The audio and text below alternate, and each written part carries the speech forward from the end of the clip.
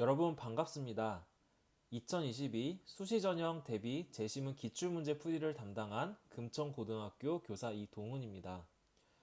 이번 시간은 서울대학교 재시문 면접 기출문제 중 2020학년도 사회과학 오후 문제를 함께 풀어나갈 예정입니다. 먼저 2020학년도 사회과학 오후 문제 풀이를 진행할 것이고요. 그 다음으로는 마무리로 사회과학 재시문 면접을 효과적으로 준비하기 위한 전략에 대해서 간단히 이야기를 나누어 볼 것입니다. 오전 문제가 혹시 궁금한 학생들은 오전 문제풀이 강의가 따로 있으니 참고하기 바랍니다. 자, 이제 사회과학 오후 문제풀이를 해보도록 하겠습니다. 오전 문제 강의 때처럼 문제 1, 2번을 먼저 분석하고 이를 바탕으로 제시문을 읽고 분석하도록 하겠습니다. 먼저 문제 1번인데요. 가나 다에서 파악할 수 있는 세 가지 공유 경제 유형의 공통점과 차이점을 설명하시오 라고 되어 있습니다. 선행학습 영향평가에 제시된 출제 의도를 함께 보면서 문제를 한번 파악해 보도록 하겠습니다. 문제 1번은 제시문에 대한 기본 분석을 통해서 핵심 문제를 파악하고 기준을 세워서 공통점과 차이점을 비교하고 정리할 수 있어야 됩니다. 특히 가나다 제시문이 3개인데요. 그 각각을 꼼꼼하게 분석하고 각각에 나타나는 공유 경제 유형이 어떤 것인지 파악할 수 있어야 되겠습니다. 그리고 제시문 내용을 또 같이 보니 공유 경제와 관련된 내용을 다루고 있는데요. 이러한 사회 이슈를 알고 있었다면 충분히 익숙할 수 있는 주제라고 볼 수 있습니다. 공유경제는 이 문제가 출제가 될 당시에 우리나라에서 출시된 공유경제 플랫폼이 있는데요. 타다라고 합니다. 그 타다와 택시 사업자 간의 갈등 문제로 많은 이슈가 되었던 문제이기도 합니다. 이 공유경제는 또 사회 과목에서도 관련된 개념이 언급이 되어 있는 것이기도 합니다. 문제 2번을 보겠습니다. 다 또는 이와 유사한 공유 경제 모델에서 발생할 수 있는 사회 경제적 문제를 기존 사업자, 공유 서비스 업체, 대여자, 이용자, 정부 중 하나 입장에서 기술하고 이러한 문제를 해결하기 위한 방안을 제시하시오라고 되어 있어요. 문제 2번에서는 특히 종합적 사고력이 더욱 요구되는 문항이라고 생각이 듭니다. 그래서 문제 1번보다는 2번에서 실제 지원자들의 답변이 많이 달라지고 또한 평가가 좀 변별되는 문항으로 볼 수 있겠습니다. 자, 문제를 다시 들어가 볼게요. 재심은 다에 나타난 문제점이 여러 제시되어 있는데요. 여러 이해 당사자 중에서 하나를 선택해야 되고요. 그 다음에 해당 입장에서의 문제점을 사회 경제적 관점에서 체계적으로 분석을 하는 것이 필요하겠습니다. 각각의 입장에서 하나를 선택하고 타당한 문제점을 제시하고 논거를 갖춰서 해결 방안을 답변하게 된다면 논리적인 측면이나 종합적 사고력 측면에서 좋은 평가를 받을 수 있을 것입니다. 이 점 참고해서 제시문을 읽어 나가야겠습니다. 자, 다음으로 제시문 분석을 보겠습니다. 이제 문제 분석을 바탕으로 이 제시문 어떻게 읽어야 될지 방향을 잡고 읽으면서 시간이 이제 제한돼 있으니까 핵심어를 중심으로 빠르게 정리를 해야 될 것입니다. 핵심어를 체크하는 것도 방법이 되고요. 혹은 핵심어를 위주로 빠르게 간단하게 메모를 할 수 있다면 그것도 많은 도움이 될 것입니다. 혹시 제시문 분석을 하기 전에 지금 아직 제시문을 모두 다 안 읽었다는 학생들 있다면 잠시 화면을 멈추고 제시문 가나 다를 먼저 읽어주기 바랍니다.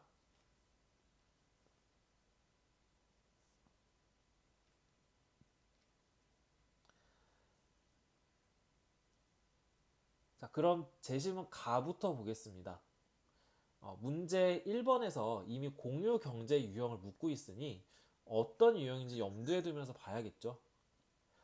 자, 다시 앞으로 가겠습니다. 가는 촌락 공동체에서의 자치적 공유 경제에 해당되는 내용이에요. 내용을 이제 좀 요약을 하자면 자원을 공동으로 소유하고 관리하고 또한 생존을 목적으로 하는 공동 생산, 공동 소비의 형태를 지니고 있습니다. 토지 이용이나 자원의 재활용, 이런 의사결정을 할 때 민주적으로 내린다는 특징을 갖고 있네요. 자, 나를 보겠습니다. 나는 렌털 문화 기반의 공유 경제에 해당이 된다는 거 좀 알아둘 필요가 있습니다. 여기선 보면은 값비싼 물품은 사기보다는 이 대여를 하는 경우가 요즘에도 많은데 조선 후기에 의전에서도 이러한 결혼식 예복 대여가 있었다는 사례를 들어서 설명을 하고 있습니다. 여기서는 특정 기간 대여를 하고 반납하는 그 렌털 문화를 중심으로 이야기를 하고 있습니다. 자, 다 보겠습니다. 다는 정보통신 기반의 공유 경제에 해당된다고 볼 수가 있습니다. 우리 주변에 자주 볼 수 있죠. 뭐 가까이는 배달의 민족, 뭐 에어비앤비 등등이 해당이 될 수 있겠네요. 또 최근 택시업체와의 갈등으로 좀 논란이 있었던 아까 얘기했던 그런 타다가 이에 해당되는 사례라고 볼 수도 있습니다. 자, 제시문에는 모바일 앱을 통한 민박 중개 서비스 업체를 제시하고 있는데요. 여기서 생산자와 소비자를 중간에서 매개하는 공유 플랫폼이 존재하고 있고 이러한 것을 바탕으로 하는 공유 경제를 보여주고 있습니다. 또 이에 대한 문제점들이 나타나고 있는데요. 그것들이 대여자, 기존 사업자, 이용자 등의 측면을 나누어서 그런 문제점을 지금 제시하고 있죠. 그렇다면 이제 문제 1번, 2번을 볼 텐데요. 그럼 답변은 어떤 식으로 구상해야 될지 같이 살펴보겠습니다. 자, 일단 공통점. 공통점으로는 한정된 자원을 함께 공유한다는 점을 이제 생각해 봤어요. 이를 통해서 그런 한정된 자원은 이제 무한하지 않으니까 그 한정된 것을 효율적으로 활용하고 또한 이걸 통해서 또 자원을 무분별한 낭비를 줄일 수 있다는 점 등을 언급해 볼 수 있겠습니다. 물론 선생님의 어떤 의견이기 때문에 또 다른 공통점이 있다면 그것도 충분한 답변이 될 것입니다. 자, 다음으로 차이점을 보겠습니다. 아마 실제 답변을 할 때는 학생들이 다양한 기준을 가지고 차이점을 설명할 것이라 생각이 됩니다. 그 기준이 어떻든 간에 그 기준에 맞게 각각의 공유 경제 유형의 차이점을 타당하게 비교할 수 있다면 그것 또한 우수하고 충분한 답변이 될 것이라고 생각합니다. 가능하다면 좀 더 여러 기준을 제시하고 세부적으로 비교할 수 있다면 더욱더 면접에서 좋은 평가를 받을 수 있을 것이라고 또 생각이 듭니다. 선생님은 선행학습 영역평가에 제시된 문항 해설을 바탕으로 그 기준을 들어서 가나 다를 분석해 봤는데요. 여기에는 지금 기준만 나와 있지만 자세한 내용은 그 기출문제 풀이집을 함께 참고해 주시면 될 것 같습니다. 선생님 첫 번째, 재화의 소유 형태. 가는 공동 소유이고 나, 다는 공급자 소유의 형태를 가지고 있고요. 두 번째, 공유 방식의 측면에서는 가는 민주적 의사 결정을 통해서 공유 방식을 결정하고요.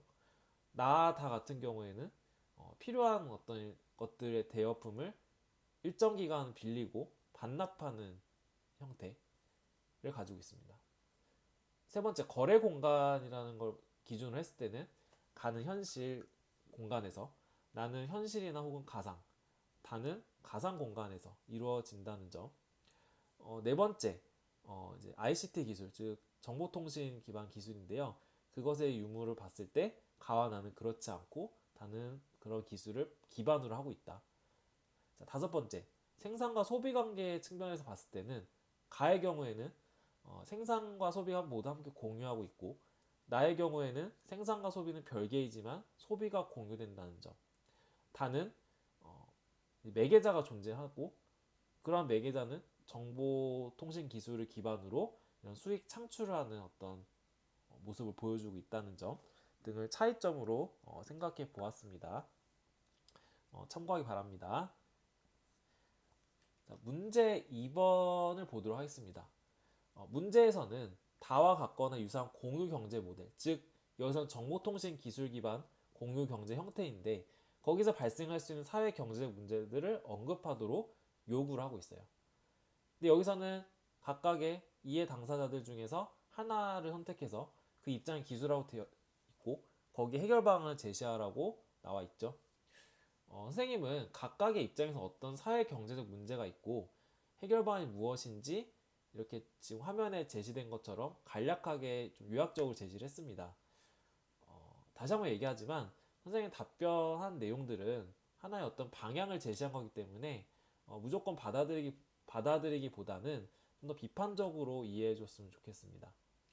무엇보다도 여러분만의 깊이 있는 생각을 바탕으로 논리적인 답변을 준비한 것이 더욱더 필요하다는 것을 다시 한번 강조하고요. 자, 그렇다면 이제 5가지를 다 지금 얘기하기 앞서서 선생님 한 가지를 선택해서 한번 이야기를 해보도록 하겠습니다. 선생님은 기존 사업자의 입장에서 이 해결 방안, 문제점과 해결 방안을 사례를 들어볼게요. 기존 사업자 같은 경우에는 이제 이러한 정보통신 기반의 공유 경제에서는 어떤 매개 서비스를 통해서 이제 하기 때문에 이런 그 매개 서비스 이용하기 위해서 수수료를 지불을 해야 되는 경우가 있죠. 그래서 그 매개를 통해서 소비자와 연결해주는 그 업체에 이제 좀 의존을 하게 되는 문제가 생길 수 있다는 점입니다. 수수료가 올라가면 또 매출이나 어떤 손익에도 굉장히 영향을 미치겠죠. 그러다 보니 이제 기존 사업자들은 그런 손익이나 이런 손해와 이런 측면에서 많은 좀 부정적인 영향을 받을 수 있다는 문제점이 생길 수 있다는 것을 얘기하고 싶었고요. 이를 위해서 해결 방안으로는 어떤 정보나 이런 ICT 기술을 이 기존 사업자들이 습득을 해서 이런 교육을 받고 좀 더 경쟁력을 강화하는 방향, 또는 공유 서비스 업체와 어느 하나의 공유 서비스 업체에 종속되기보다는 서로 공존될 수 있도록 어떤 정보 차원의 제도 개선도 필요하지 않을까, 그거의 이제 해결 방안으로 생각해 보았습니다. 나머지도 마찬가지로 공유 서비스 업체, 대여자, 이용자, 정부 등의 측면에서 각각의 문제점과 그에 대한 해결 방안을 잘 설명할 수 있도록 연습을 하는 것이 필요하겠습니다. 나머지는 기출문제 프리집과 화면 내용을 함께 참고해 주시면 됩니다. 만약에 이걸 처음 접했다면은 아마 당황했을 수 있었을 것 같습니다. 하지만 그렇다고 너무 당황할 필요는 없습니다.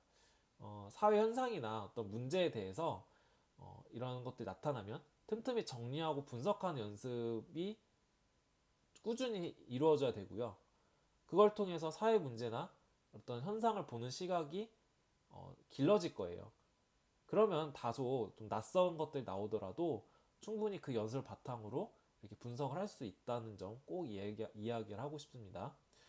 왜냐하면은 이러한 것들은 답이 딱 정해져 있지 않고 이 면접의 취지상 비판적이고 논리적인 사고를 평가하는 문제이기 때문에 자신의 주장을 타당한 근거를 들어서 제시할 수 있는 능력을 키워나가는 것이 훨씬 더 중요하기 때문이죠.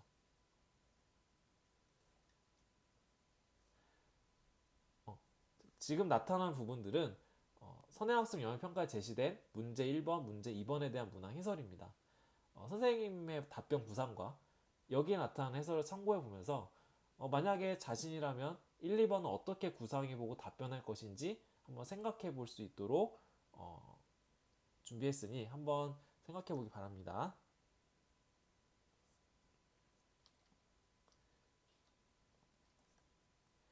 자, 마지막으로 사회과학 재시험 면접 준비를 위한 전략에 대해서 간단히 안내하고자 합니다. 사회과학 분야는 특성상 어떤 사회 현상이나 이슈에 대해서 과학이란 말이 들어가죠. 과학적이고 체계적인 방법을 통해 현상이나 문제점을 분석하고 그 대안이나 해결 방안을 제시할 수 있는 능력이 많이 필요한 분야입니다. 이에 지원자들도 학생들도 이런 사회 현상을 볼 때 그대로 받아들이기보다는 좀 더 능동적으로 관심을 가지고 그 현상을 이해하고 분석하는 어떤 연습을 꾸준히 하면 어떨까 이렇게 생각해 봅니다. 특히 면접에서 최근 사회 문제가 되었거나 관심을 끈 이슈들이 출제될 확률이 높은데요. 따라서 면접에서 좋은 평가를 얻기 위해서는 시사 이슈에 관심을 꾸준히 가지고 관련 사례나 대안을 한번 꾸준히 만들어보고 제시할 수 있는 능력을 키워나가는 것이 필요합니다. 자, 마지막으로 이 구체적인 대비 전략 5가지를 간단히 소개하고자 합니다. 첫 번째로 기출문제 분석인데요. 제일 중요하죠. 이 선행학습 영향평가를 보게 되면 문항 해설이나 출제 의도 등이 분명히 제시가 되어 있어요.